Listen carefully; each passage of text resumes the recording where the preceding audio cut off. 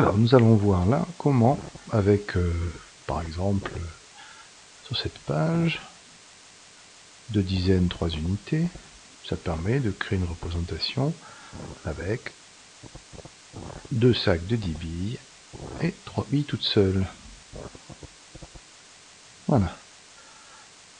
Bon, ça ne paraît pas difficile, mais le petit plus qui nous permet d'aider les élèves les plus en difficulté, c'est que grâce au curseur de transparence, je peux compter le nombre de billes qu'il y a à l'intérieur du sac et retrouver mes 23. Donc pour cela, nous allons voir comment on peut faire ça. Pour cela, donc, nous avons besoin de, premièrement, créer des billes. Pour créer des billes, je vais faire avec des billes bleues, toutes bleues, le rond.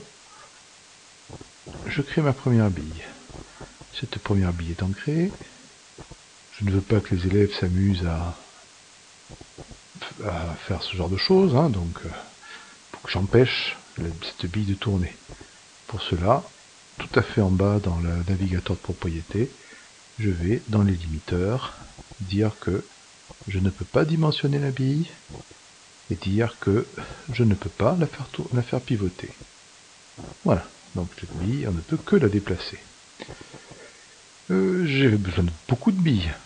Un petit clic droit sur l'objet me permet de faire apparaître ici, faire glisser une copie, chose qui se trouve aussi dans le navigateur de propriété tout à fait en bas, et vous pouvez le mettre vrai ici. Voilà, on a la même chose, donc soit là, faire glisser une copie, soit dans le navigateur de propriété. Voilà, donc à partir de là, je peux faire mes billes, et je vais faire mon paquet de 10 billes.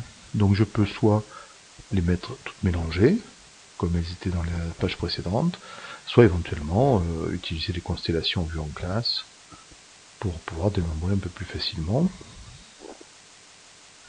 Voilà.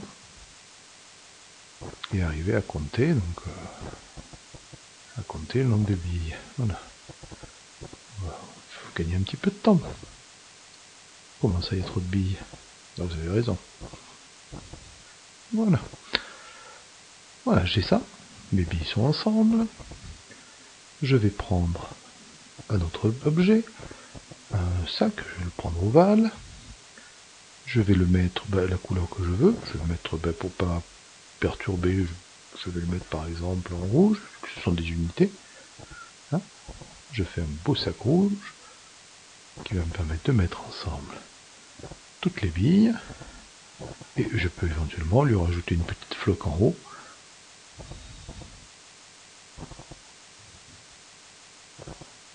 Voilà. Je prends tout ça et je les relie. Voilà.